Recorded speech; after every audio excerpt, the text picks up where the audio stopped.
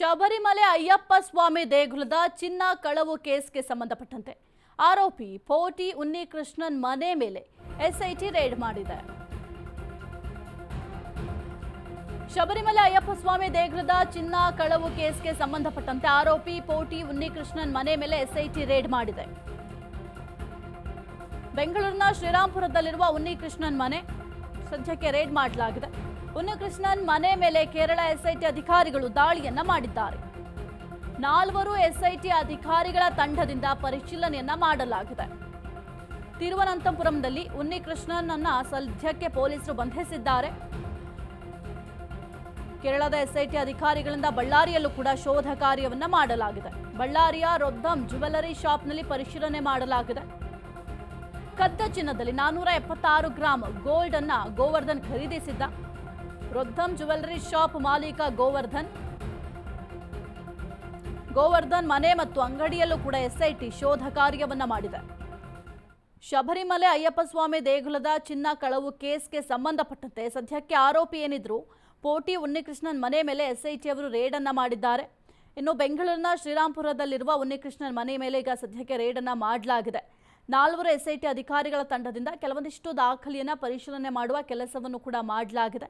ಇನ್ನು ತಿರುವನಂತಪುರಂನಲ್ಲಿ ಉನ್ನಿಕೃಷ್ಣನ ಸದ್ಯಕ್ಕೆ ಪೊಲೀಸರು ಬಂಧನ ಮಾಡುವ ಕೆಲಸವನ್ನು ಕೂಡ ಮಾಡಿದ್ದಾರೆ. ಇನ್ನು ಕೇರಳದ ಎಸ್ಐಟಿ ತಂಡದಿಂದ ಬಳ್ಳಾರಿಯಲ್ಲೂ ಕೂಡ ಶೋಧ ಕಾರ್ಯವನ್ನು ಮಾಡಲಾಗಿದೆ. ಜೊತೆಗೆ ಬಳ್ಳಾರಿಯ ರೊದ್ದಂ ಜ್ಯುವೆಲರಿ ಶಾಪ್ನಲ್ಲಿ ಸದ್ಯಕ್ಕೆ ಪರಿಶೀಲನೆಯನ್ನು ಕೂಡ ಮಾಡಲಾಗಿದೆ.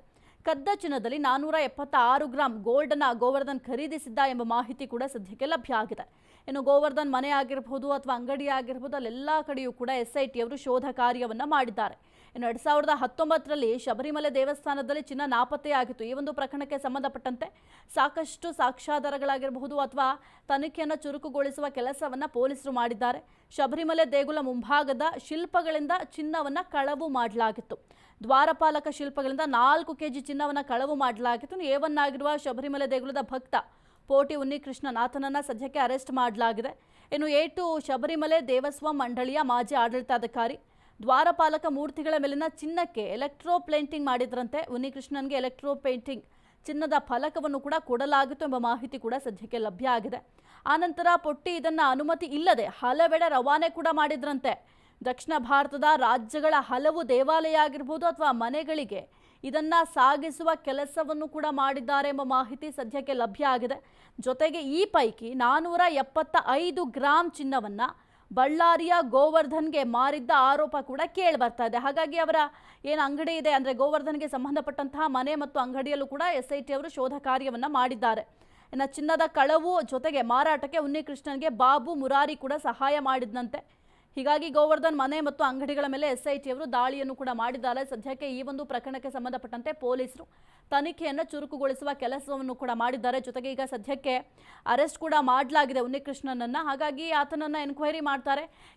ಈತನ ಜೊತೆ ಬೇರೆ ಯಾರೆಲ್ಲ ಭಾಗಿಯಾಗಿದ್ದಾರೆ, ಜೊತೆಗೆ ಯಾವ ರೀತಿ ಇವರು ಕಳವನ್ನ ಮಾಡಿದ್ರು ಅದೆಲ್ಲದರ ಬಗ್ಗೆ ಕೂಡ ಪೊಲೀಸರು ಎನ್ಕ್ವೈರಿ ಮಾಡುವ ಕೆಲಸವನ್ನು ಕೂಡ ಮಾಡ್ತಾರೆ.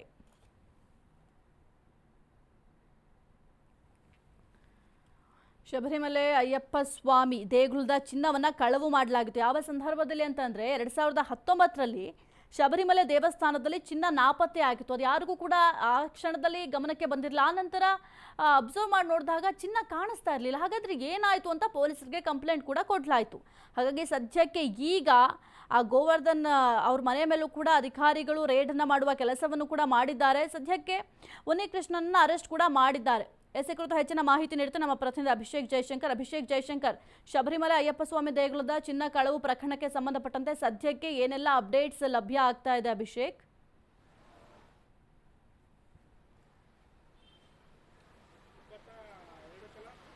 ಈಗಾಗಲೇ ಏನು ಉನ್ನಿಕೃಷ್ಣನನ್ನ ಇಲ್ಲಿ ಕರೆತಂದು ಅದನ್ನು ಎನ್ಕ್ವೈರಿ ಮಾಡುವಂತಹ ಒಂದು ಕೆಲಸಗಳನ್ನು ಕೂಡ ಮಾಡಿದ್ರು. 2019ರಲ್ಲಿ ಪ್ರಕರಣ ಬಯಲಿಗೆ ಬರುತ್ತೆ. ಪ್ರಕರಣ ಬಯಲಿಗೆ ಬಂದಿದ ಬಳಿಕ ಶಬರಿಮಲೆ ಆಗಿರುವಂತಹ ಒಂದು ಕಾರಣದಿಂದಾಗಿ ಇದೊಂದು ಸೆನ್ಸಿಟಿವ್ ಇಶ್ಯೂ ಅಂತ ಅನಿಸಿಕೊಳ್ಳುತ್ತೆ. ಅಲ್ಲಿದ್ದಂತಹ ಕೇರಳ ಸರ್ಕಾರ ಏನಿದೆ ಇಮಿಡಿಯೇಟ್ ಆಗಿ SIT ಫಾರ್ಮ್ ಮಾಡಿ ನಂತರ ಇನ್ವೆಸ್ಟಿಗೇಷನ್ ಮಾಡೋದಕ್ಕೆ ಮುಂದಾಗುತ್ತೆ. ಹೀಗಾಗಿ ಸದ್ಯ ಅದರ ಪಾರ್ಟ್ ಆಫ್ ಇನ್ವೆಸ್ಟಿಗೇಷನ್ ಅನ್ನುವಂತಹ ರೀತಿಯಲ್ಲಿ ಶ್ರೀರಾಂಪುರದಲ್ಲಿರುವಂತಹ ಈ ಒಂದು ಅಪಾರ್ಟ್ಮೆಂಟ್ನಲ್ಲಿ ಕರೆತರಲಾಗಿದೆ. ಇಲ್ಲಿ ಒಂದು ಡಿಪಾರ್ಟ್ಮೆಂಟ್ ಭಾಷೆಯಲ್ಲಿ ಕ್ರೈಮ್ ಸೀನ್ ಅಂತ ಏನು ಹೇಳಲಾಗುತ್ತೆ, ಇಲ್ಲಿ ಕೂಡ ಈ ಗೋಲ್ಡ್ಗೆ ಸಂಬಂಧಪಟ್ಟಂತಹ ಒಂದಷ್ಟು ವಿಚಾರಗಳು ನಡೆದಿದೆ ಅನ್ನುವಂತಹ ಒಂದು ವಿಚಾರಗಳು ಗೊತ್ತಾದ ಹಿನ್ನೆಲೆಯಲ್ಲಿ ಇಲ್ಲಿ ದಾಳಿಯನ್ನ ಮಾಡಿಸಲಾಗುತ್ತೆ ಮತ್ತು ಇಲ್ಲಿದ್ದಂತಹ ಹಲವು ಪತ್ರಗಳ ಏನಿದ್ದಾವೆ ರಸೀದಿಗಳಾಗಿರಬಹುದು ಮತ್ತೆ ಇನ್ನಿತರ ಏನು ದಾಖಲಾತಿಗಳಿದ್ದಾವೆ ಅದನ್ನ ಪರಿಶೀಲನೆ ನಡೆಸುವಂತಹ ಒಂದು ಕೆಲಸಗಳನ್ನ SIT ಅಧಿಕಾರಿಗಳು ಮಾಡ್ತಾ ಇದ್ದಾರೆ ಅಂತಾನೆ ಹೇಳ್ಬೋದಾಗಿದೆ.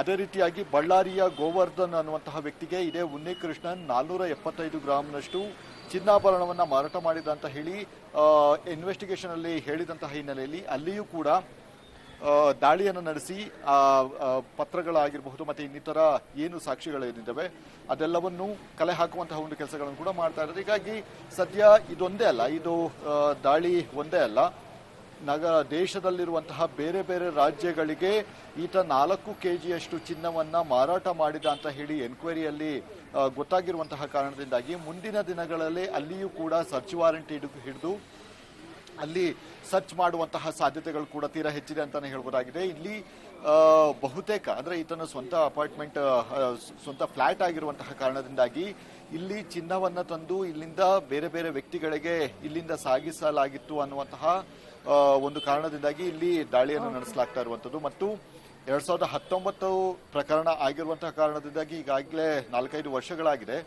ಆ ಚಿನ್ನ ಮೂಲ ರೂಪದಲ್ಲೇ ಇರೋದು ಬಹುತೇಕ ಡೌಟ್ ಅಂತಾನೆ ಹೇಳ್ಬೋದಾಗಿದೆ. ಯಾಕಂದ್ರೆ ಚಿನ್ನವನ್ನ ಶಬರಿಮಲೆಗೆ ಕೊಡುವಂತಹ ಸಂದರ್ಭದಲ್ಲಿ ಇಷ್ಟು ಚಿನ್ನವನ್ನ ನಾವು ಖರೀದಿಯನ್ನ ಮಾಡಿದೀವಿ, ಇಷ್ಟು ಚಿನ್ನದಲ್ಲಿ ಈ ಒಂದು ದ್ವಾರಗಳಿಗೆ ಲೇಪನವನ್ನ ಮಾಡ್ತೀವಿ ಅಂತ ಹೇಳಿ ಆತ ಒಪ್ಕೊಂಡಿರ್ತಾನೆ ಅಂದಿನ ದಿನ. ಅಂದ್ರೆ ಅದಕ್ಕೆ ಬೇಕಾಗಿರುವಂತದ್ದು ಚಿನ್ನದ ಗಟ್ಟಿಗಳು.